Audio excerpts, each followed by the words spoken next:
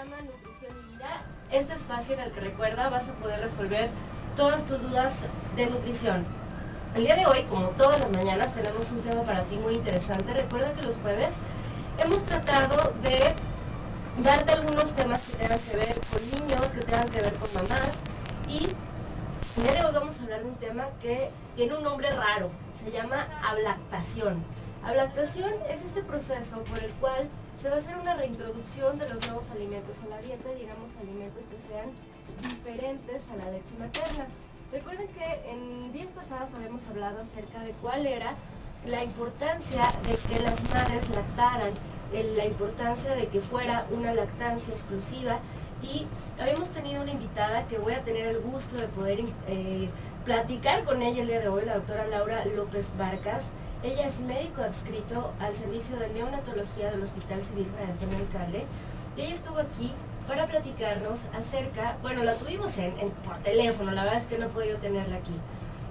Estuvo aquí para platicarnos acerca de la importancia de cuál era el motivo por el cual tenía que hacerse una especie de acercamiento con el bebé desde que nacía.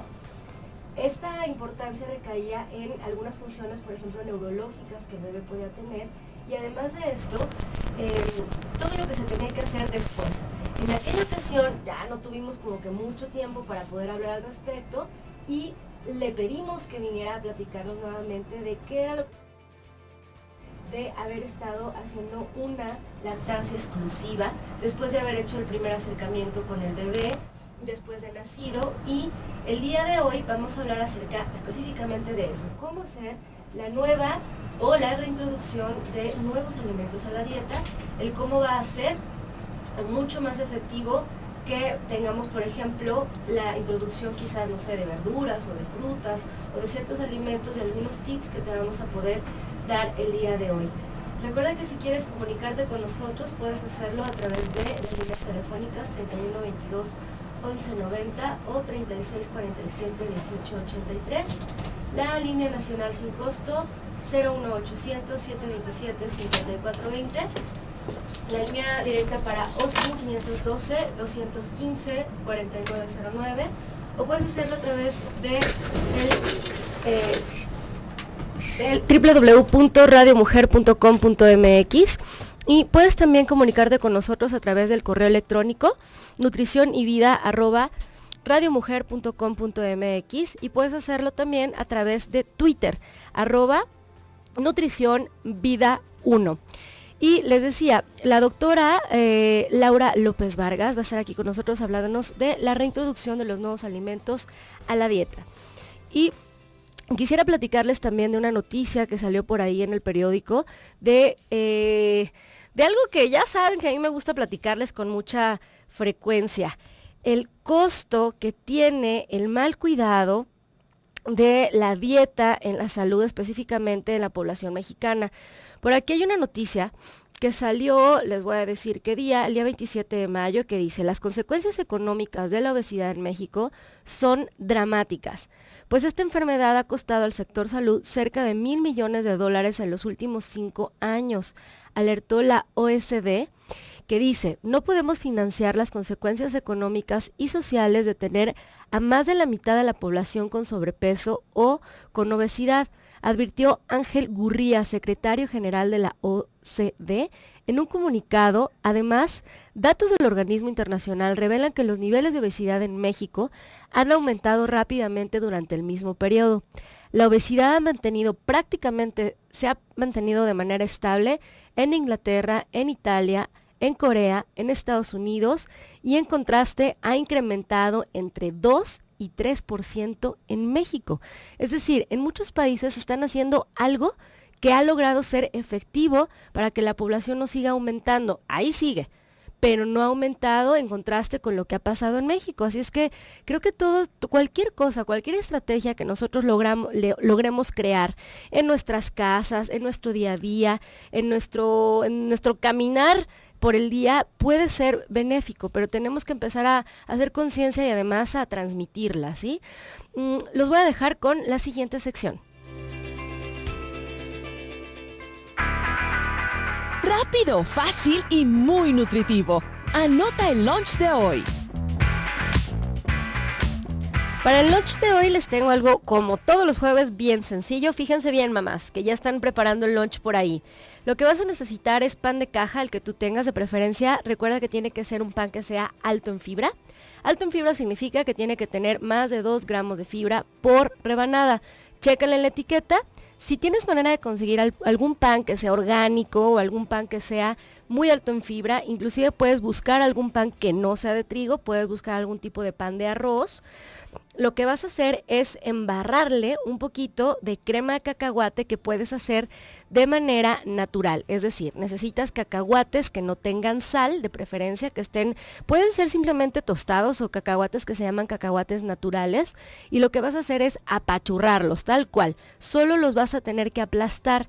Esta es la forma más sencilla y más saludable de hacer una crema de cacahuate. Tienes que hacer pedacitos y lo puedes hacer inclusive con un tenedor sobre un plato que tenga una superficie, por ejemplo, de porcelana.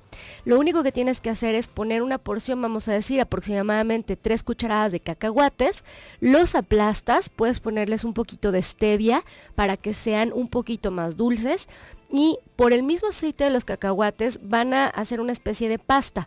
Esta pastita se llama crema de cacahuate y eso es lo que vas a poder embarrar sobre el pan que hayas conseguido, el que sea de caja, que sea alto en fibra, o algún pan que tenga, por ejemplo, alguna receta sin trigo, que sea a lo mejor de arroz o que sea a lo mejor de quinoa o que tenga algún tipo de harina diferente a la del trigo. A esto le vamos a poder poner un poquito de mermelada natural, es decir, fruta que previamente hayas horneado, que la tienes que aplastar nada más. Entonces va el pan, la crema de cacahuate, un poquito de mermelada encima y al lado del topper de tu pequeño, ¿qué te parece un poquito de zanahoria rallada? Rico, ¿no? Y además muy colorido. Quédate con nosotros porque regresando vamos a seguir hablando de ablactación. Regresamos.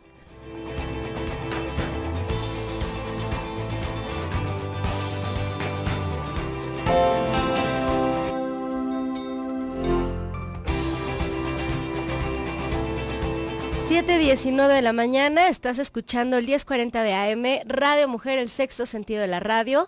El día de hoy en tu programa Nutrición y Vida estamos hablando acerca de cómo se hace la reintroducción o la introducción de nuevos alimentos a la dieta de un bebé.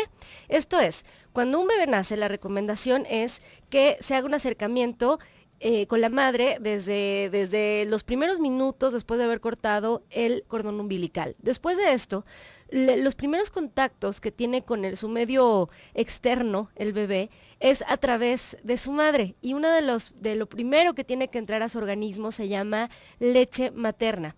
Y se ha hecho mucho énfasis ya en todos los medios de comunicación, en hospitales, a donde volteen a ver acerca de la importancia de que el bebé tenga como primer contacto alimentario, vamos así a llamarlo, la leche materna, porque tiene una cantidad muy, vamos a decir, elevada de vitaminas, de minerales y de algo que se llaman inmunoglobulinas, que son como si fuera una inyección o como una vacuna especial para bebé. Ya hemos hablado en otro programa acerca de que las vellosidades intestinales de los pequeñitos no tienen la madurez suficiente para poder digamos que desdoblar o procesar o absorber de manera normal algunos alimentos que sean diferentes a la leche materna. Aquí recae la importancia de por qué hacer que la leche materna sea exclusiva durante los primeros 6 meses de vida del bebé. Tiene que ver con la madurez que pueden tener o no las vellosidades intestinales de cada uno de los bebés. Ojo, ya está muy estudiado, no es a consideración, no es se me hace que a mí me dijeron que, esté estudiado, es la recomendación y esto es para toda la población. Los bebés deben de llevar una lactancia exclusiva materna durante los primeros 6 meses de vida porque se sabe que las vellosidades intestinales no están suficientemente maduras como para poder absorber y para empezar para desdoblar y luego a nivel intestinal absorber ciertos nutrientes, además de que si nosotros hacemos una mala introducción de los alimentos a la dieta, nuevos o diferentes a la leche materna, vamos a poder estar creando o incitando respuestas en el sistema inmune del bebé. ¿Qué tiene que ver una cosa con la otra, Luis? A ver, explícate más. Bueno, Fíjense bien, el sistema inmune del bebé empieza, o es una de las partes importantes, recae en las vellosidades intestinales. Digamos que las vellosidades intestinales son muy listas y son muy selectivas y no todo les cae bien, y yo siempre se los explico a mis pacientes así. Las vellosidades intestinales son como, bueno, para empezar, imagínenselo. ¿Han visto el menudo? ¿Han ido a comerse un rico menudito? Bueno, una parte de la carne de lo que ustedes comen, ¿sí? Ese pedacito de carne que tiene como pelitos, bueno, es la panza de la vaca. Pues, ¿qué creen? Nosotros somos igualitos por dentro. Tenemos en nuestro intestino, en la parte interna de la luz del tubo, una especie de vellitos. Esos vellitos, estas vellosidades intestinales, les decía que son unas celulitas en el cuerpo que son muy selectivas. Y siempre se les explico que son como si fueran niñas que están empezando la adolescencia. ¿Cómo son las niñas de 14? ¿Cómo son? Una cosa les cae bien, luego al día siguiente no, y luego un día me cae gordo esto, y luego al día siguiente no. Pues así pueden llegar a ser las vellosidades intestinales. Son medias bipolares, ¿verdad? De repente les cae bien una cosa, de repente no, pero esta bipolaridad de nuestras vellosidades intestinales, esto que de repente nos cae bien algo y de repente no, y de repente me siento molesto y de repente no, puede ser iniciado por una mala introducción a los alimentos, a la dieta cuando somos bebés, porque entonces quiere decir que nuestros vellitos no están suficientemente maduros o no estuvieron suficientemente maduros. Ya tenemos a la línea a la doctora Laura López Vargas. Doctora, buenos días. ¿Qué tal? Muy buenos días, muy amables por su llamada y un saludo a su auditorio. Le agradezco muchísimo que se haya dado el tiempo para poder estar aquí con nosotros y compartir un poco de su sabiduría con los radioescuchas. Doctora, el día de hoy estamos hablando de ablactación. Platíquenos qué es esto de la ablactación.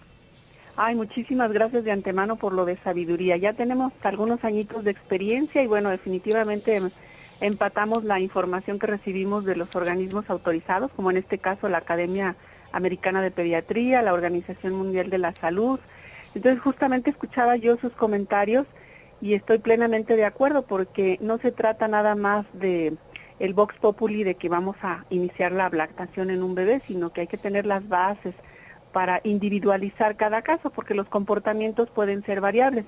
Entonces esto de la ablactación es un poquito controversial. Los gastroenterólogos les gusta más que nosotros digamos que es la introducción de alimentos diferentes a la leche materna. Esto es la base principal desde que nace el bebé hasta los 6 meses, exclusivamente debe ser leche materna. Y ya posterior a este tiempo que no vamos a contemplar exactamente la condición del niño por tener 6 meses, sino vienen implícitas otro tipo de situaciones importantes, entonces vamos a evaluar el inicio que sería después de los 6 meses. Entonces, concretando, ablactación es la introducción de alimentos sólidos diferentes a la leche materna, pero no por eso quiere decir que vamos a desplazar la lactancia, vamos a complementar y sería idealmente después del 6º mes de vida del bebé. Muy bien, perfecto, a partir de los 6 meses. ¿Y por qué es importante hacer esto? ¿Por qué después de los 6 meses, doctora? Además de lo que perfectamente usted estaba comentando en la participación del tubo digestivo, nosotros aquí tenemos la integración de varios sistemas del organismo del bebé, como sería el sistema neurológico, el digestivo, el oromotriz, que es muy importante considerar cómo se está comportando el bebé en su maduración a nivel de la boquita, porque el desplazamiento de un alimento es algo muy característico, muy especial. Debemos dar margen a identificar que el bebé lo puede hacer, porque de otra manera, en lugar de representar un gozo, un deleite, porque está saboreando, está paladeando, se convierte literal en un tormento para el niño. Y es una situación en donde los papás, la mamá, especialmente el niño no quiere comer, el niño devuelve la comida, y es saber exactamente que estos participantes están preparados para que él inicie la alimentación. Lógicamente lo manifiesta el niño a través de sus conductas, porque cuando nosotros comemos lo hacemos tan automático que por supuesto no estamos identificando cuántas fases vienen incluidas en este proceso. Entonces cuando el niño deglute, cuando el niño prueba, intervienen algunas fases en donde está la madurez neurológica de ellos. O sea que es algo que los padres tienen que estar observando, que esa madurez de verdad exista. Es correcto y no tenemos que desmitificar que en muchas ocasiones las opiniones son diversas, rara vez coinciden y esto viene derivado de los abuelos, de la familia más cercana, de los vecinos, de los compadres, etcétera. Entonces, por el hecho de tener 6 meses o por el hecho de que empiece el brote de los dientes, ya es indicativo. No, aquí se tienen que tomar en cuenta otros aspectos, la conducta específica de cada uno de los bebés. Todos los bebés son individuales, son independientes y no podemos traspolar la experiencia de, aún siendo hermanitos, en lo que puede ocurrir en el nuevo bebé.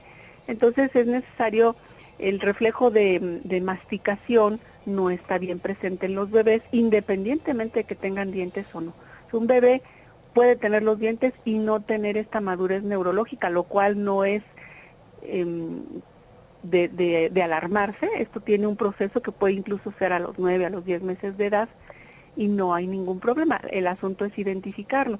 Ellos habitualmente tienden a sacar su lengüita en el momento que reciben un sólido y dependiendo de la manera en que se le brinde al bebé, tienden, nosotros lo identificamos como el reflejo de protrusión de la lengua y que quiere decir el expulsar como efecto inmediato lo que ellos reciban.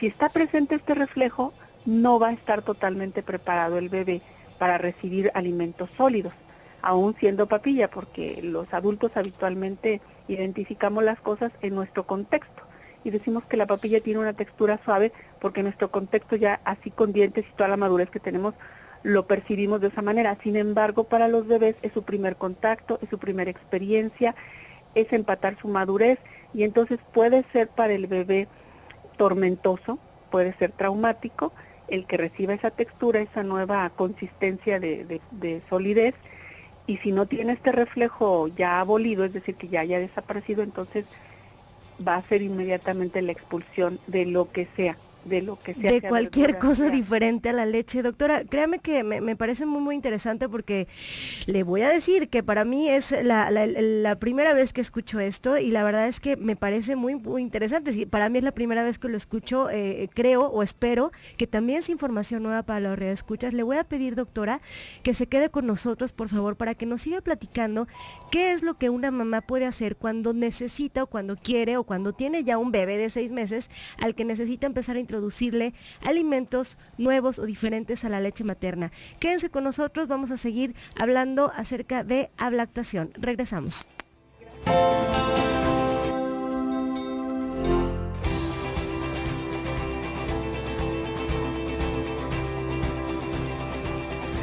7:34 de la mañana, estamos escuchando el 1040 de AM, Radio Mujer, el sexto sentido de la radio. El día de hoy en tu programa Nutrición y Vida estamos hablando de cómo hacer la reintroducción de alimentos diferentes a la leche materna.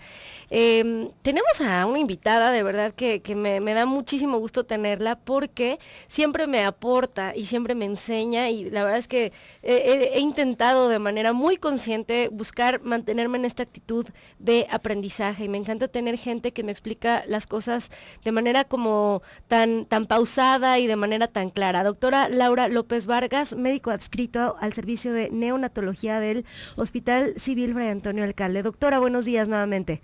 Nuevamente, muchas gracias por la invitación y me encanta esta apertura del aprendizaje porque nos podemos entender en este terreno tan hermoso que es la atención a los bebés. Sí, como con mucha insistencia se los digo, todo lo que hagamos para los pacientes, sea nutrición o no sea nutrición, tiene que ser individualizado, o sea, los tratamientos tienen que ser dependiendo de cada paciente, de su condición y demás, que es justamente de lo que nos hablaba antes de irnos al corte.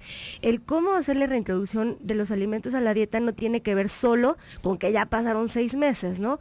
Decíamos que tiene que haber cierta madurez que el bebé tiene que haber, digamos que adquirido, para poder procesar este primer contacto con el alimento que tiene. Nos decía que hay una especie como de, ¿cómo le podríamos llamar? ¿Prueba que las mamás pueden hacer antes de empezar a introducir alimentos diferentes a la leche, doctora?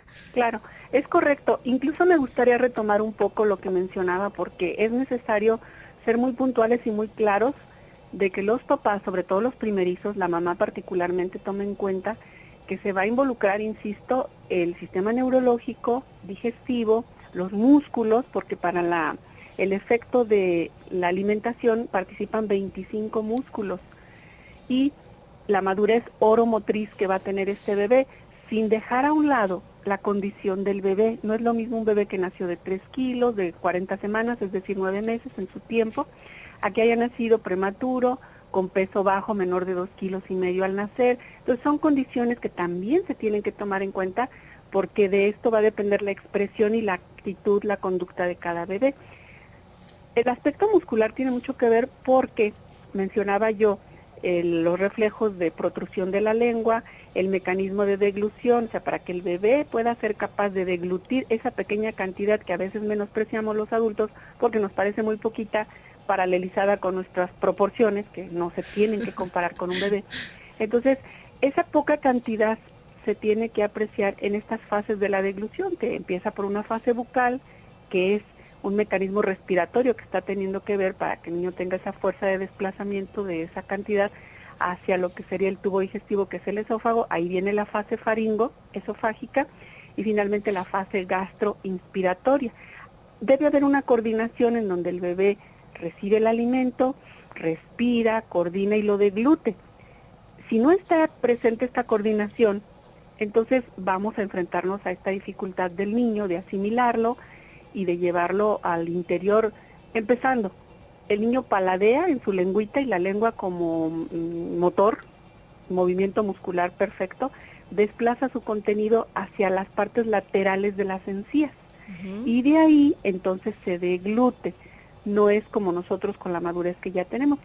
Es importante observar perfectamente cuando el bebé recibe este alimento, la lengüita es la que se encarga de desplazarlo a las encías y de ahí hacia atrás, hacia la faringe.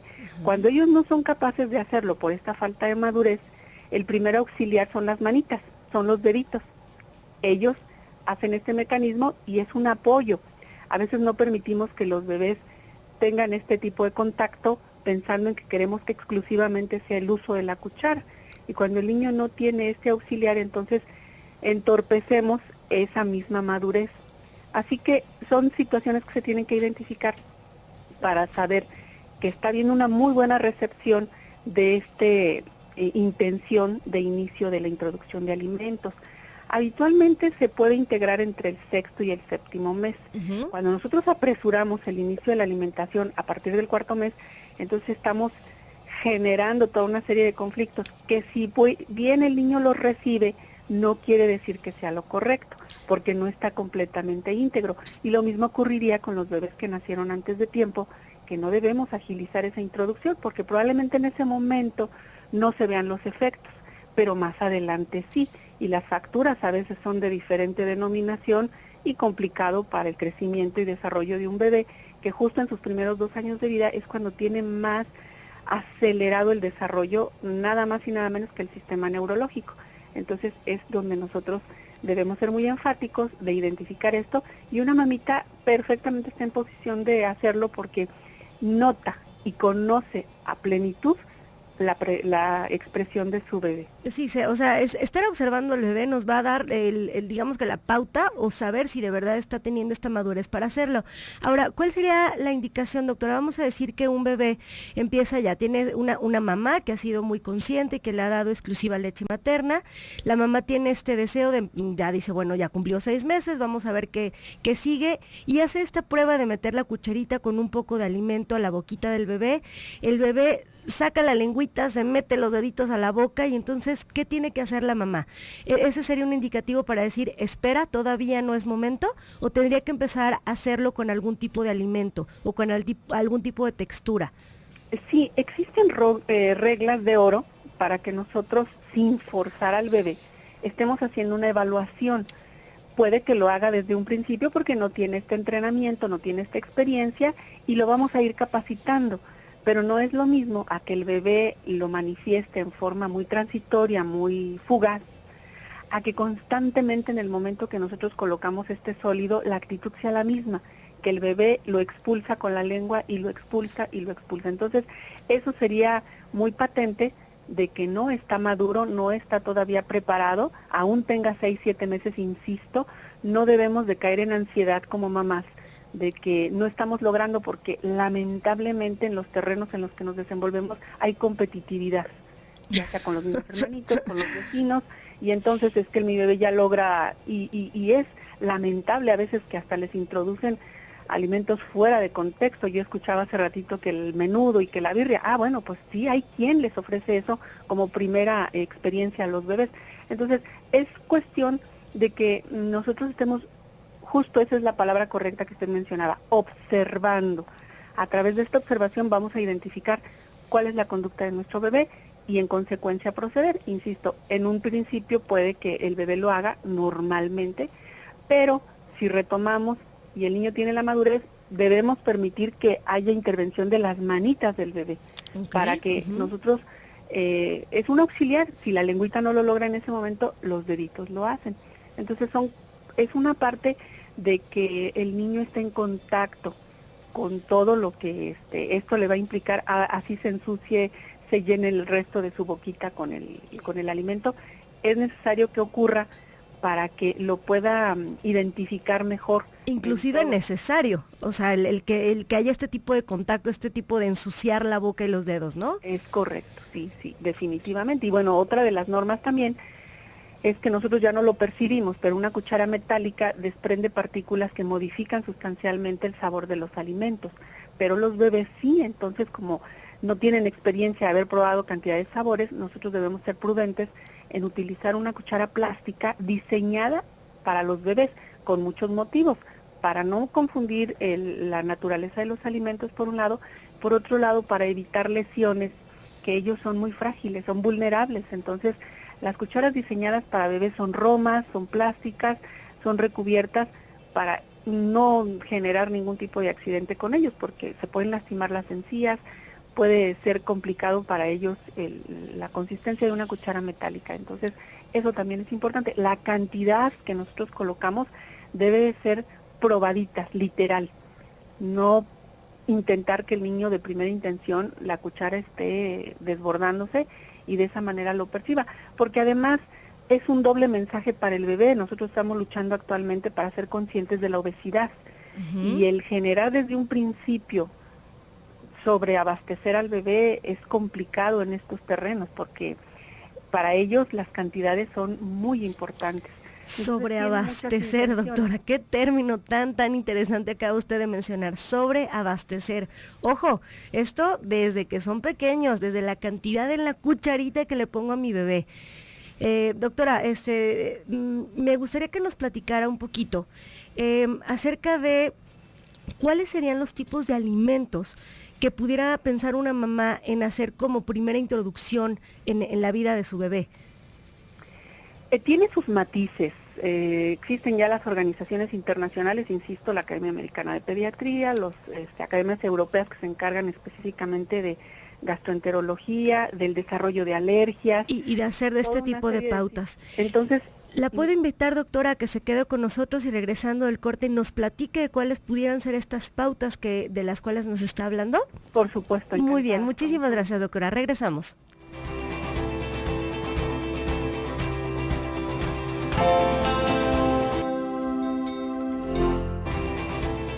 ...7:49 de la mañana... estás en el 1040 de AM... Radio Mujer... el sexto sentido de la radio. Estás escuchando tu programa Nutrición y Vida y te quiero platicar, te quiero hacer la invitación a este evento que vamos a tener el próximo 31 de mayo. Es sábado 31 de 9 a 2 y que va a ser ese evento que se llama El Hábito del Buen Vivir, un evento para aprender nuevos estilos de vida saludables.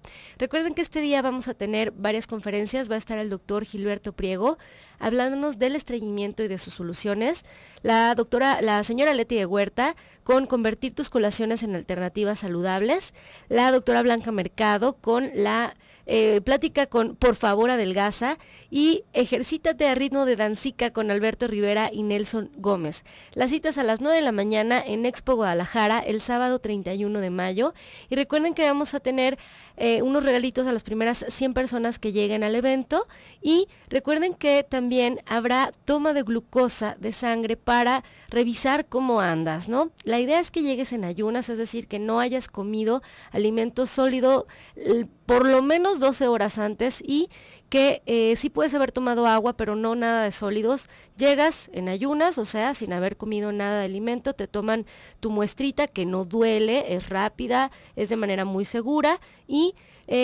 recuerda llevarte algo para comer después, porque si no comiste nada, pues puede ser que te sientas un poquito mal, ¿sale? Entonces es importante cuidarnos y Radio Mujer, siempre cuidando tu salud, te invita a que hagas conciencia de cuáles son tus niveles de sangre. Con una primera muestrita así de glucosa en ayuno que se llama, puedes darte una idea de qué puede ser lo que sigue, ¿sale? Entonces, el día de hoy estamos hablando de ablactación. Tengo en la línea a la doctora Laura López Vargas, que nos estaba platicando acerca de cuáles eran las pautas internacionales, vamos a llamarles, de cómo hacer la introducción de nuevos alimentos diferentes a la leche. Doctora, buenos días nuevamente. Sí, buenos días. Muy bien. Pues es importante puntualizar también respecto a los sabores, porque la preferencia del lactante es sobre el azúcar, sobre lo dulce, y esto va a predominar hasta los 2 años. La sal sí necesita un aprendizaje. Los bebés menores de 6 meses pues no identifican mucho este contenido de sal. Y cuando vamos a introducir cereales es necesario también considerar cómo los vamos a mezclar. Lo ideal sería, o es, hacerlo con leche materna, agua, caldo, o se les puede añadir a las papillas. Preferentemente utilizar el maíz de arroz o el cereal, de arroz o maíz que no contiene glúteo. El trigo, la cebada y el centeno o avena sí. Esto lo menciono porque es importante tomar en cuenta los antecedentes de alergia, de atopia familiar, porque es mucho en función a lo que nosotros debemos planear la introducción de los sólidos. Entonces se puede hacer en un inicio con frutas, evitando los cítricos por supuesto, después continuar con cereales o vegetales, se puede hacer esa combinación, después carnes. Ya hemos hecho muchos ajustes y modificaciones. Antes era un poco el mito de que no debíamos introducir el huevo antes del año de edad o hasta después de los 18 meses, después del año y medio. Sin embargo, actualmente estos organismos nos autorizan por la experiencia, por los estudios que se han hecho en forma seria. En los casos donde los bebés no tienen antecedente de atopia, es decir, que los padres no sean alérgicos, los hermanitos, se puede dar el huevo de los 8 a los 10 meses de edad, pero exclusivamente la yema cocida y el pescado. Hay que evitar, por supuesto, los mariscos, las semillas, las oleaginosas, refrescos y café, porque pues sí, se dan los casos de que con mucha facilidad los papás les brindan este tipo de no son alimentos, son chatarras y bueno, pues los hábitos desde ahí empiezan. No, bueno, ¿y qué decirle de la cerveza? ¿A poco no he escuchado por ahí que de repente a los bebés, ay, que pruebe un tantito, ¿no? Exacto, y ahí es en donde retomo yo lo que les he estado mencionando, que damos probaditas en contexto del adulto, cuando hay que considerar que un traguito para un bebé es demasiado para su contexto de un cuerpo pequeño, de la estatura, de los kilos que tiene, y sí es significativo esas probaditas, sobre todo cuando son cuestiones nocivas para su salud.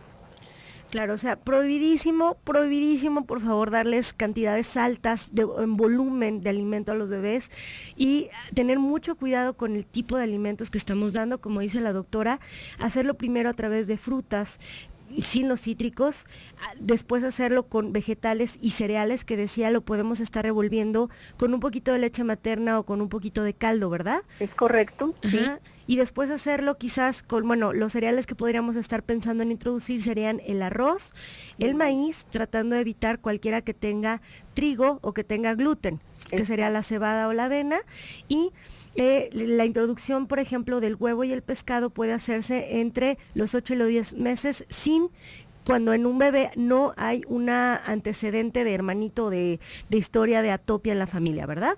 Exactamente, porque es ahí donde nosotros empezamos a sensibilizar al bebé y su tubo digestivo, sobre todo si no recibió la lactancia, que lamentablemente las cifras cada vez van más a la baja, cuando ese bebé no tuvo lactancia exclusiva, pues todavía le estamos incrementando el riesgo de una respuesta indeseable.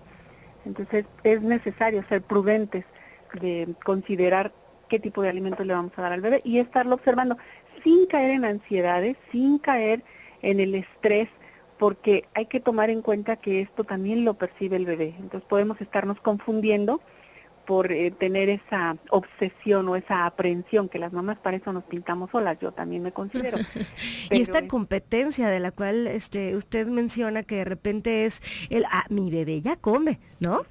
Y mi bebé ya hace, ¿cuál mi bebé ya hace? Cada bebé es bien diferente y nada de estar con competencias, mamás, porque de verdad, no saben, yo creo que se están riendo por ahí algunas mamás, pero de verdad es muy común que pase y es con cero importancia. O sea, ¿qué importa que un bebé ya haga una cosa o que haga otra? Por favor, cada caso de manera individual. Doctora, ¿y por qué tendríamos que ser prudentes en pensar en introducir unos u otros alimentos a la dieta? ¿Qué puede pasar si yo lo hago de manera diferente o de manera imprudente? Bueno, el contexto es iniciar con las frutas, con los cereales, vegetales, las carnes, pero si yo tengo un bebé que aún con lactancia está por arriba de la curva esperada para el peso, es decir, que ya tiene sobrepeso, y si hay casos de bebés con lactancia exclusiva, y tengo antecedentes de obesidad, y tengo antecedentes de sobrepeso y alguna situación de estas que son focos rojos, entonces debo considerar preferentemente iniciarle con alimentos que no me le estén incrementando la carga de azúcares, porque las hormonas y todo un tipo de células que participan en el desarrollo fácil de la obesidad ya por carga familiar van a estar presentes y se van a expresar.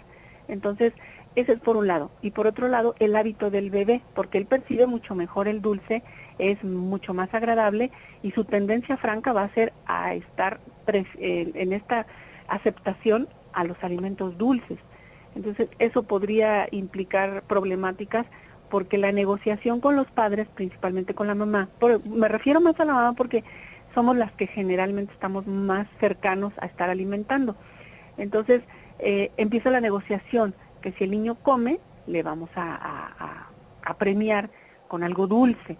Y entonces ahí es en donde empiezan los conflictos de no tener hábitos, reglas, disciplina en este terreno de la alimentación, y es donde se desequilibra mucho la nutrición de los niños. Qué interesante, y desde dónde empieza el estarle creando puentes saludables o no en la relación con la comida a los bebés, ¿no? De verdad, correcto. Qué importante. Doctora, me gustaría que nos diera un último mensaje que quisiera que le quedara a las mamás que nos están escuchando, o a las abuelas, o a las tías, o a las próximas mujeres que estén pensando en ser madres. ¿Qué podría dejarnos con respecto a este tema? Bueno, en primer lugar, para mí es muy importante ostentar que la lactancia materna hoy por hoy es insustituible, y el éxito en este terreno de la introducción de alimentos y en muchos otros tiene su cimiento en la lactancia. Un niño que lacte desde el principio, la mamá que se prepare convencida de que va a darle el oro líquido y va a darle los mejores, va a dejar muy sólidos los cimientos en su bebé para su crecimiento y desarrollo de toda la vida, su bienestar general, es a través de la leche materna. Cuando desee introducir los sólidos, es conveniente que se ilustre, que hay ya el acceso por la tecnología internet. Esto que yo mencionaba de lo sensorial, lo oromotriz, hay mucho escrito ya en internet, en forma muy seria, muy puntual, muy dirigida, y es necesario que se estén ilustrando, que tengan un seguimiento médico con su pediatra de los bebés para ir empatando cómo es la recepción de alimentos y el estado nutricional del niño en su expresión de psicomotricidad, en sus curvas de crecimiento del tamaño de su cabecita, de su peso, de su estatura, para estar nosotros convencidos y tranquilos de que lleva un buen crecimiento y desarrollo ese bebé. Merece calidad de vida, merece ser una persona que alcance todas sus capacidades, su inteligencia al 100%, y somos proveedores y responsables desde el principio de él, y es necesario que nos involucremos y participemos con mucha seriedad en su crecimiento. Doctora, le agradezco muchísimo que haya podido estar con nosotros. Muchísimas gracias por la información. Espero poderla volver a tener aquí en el programa. Los voy a dejar en un programa más del doctor Gilberto Priego, y no se pierdan el programa de mañana. Vamos a tener una serie de información interesante para el fin de semana, así es que quédate con nosotros para el día de mañana, y te dejo con Gilberto Priego.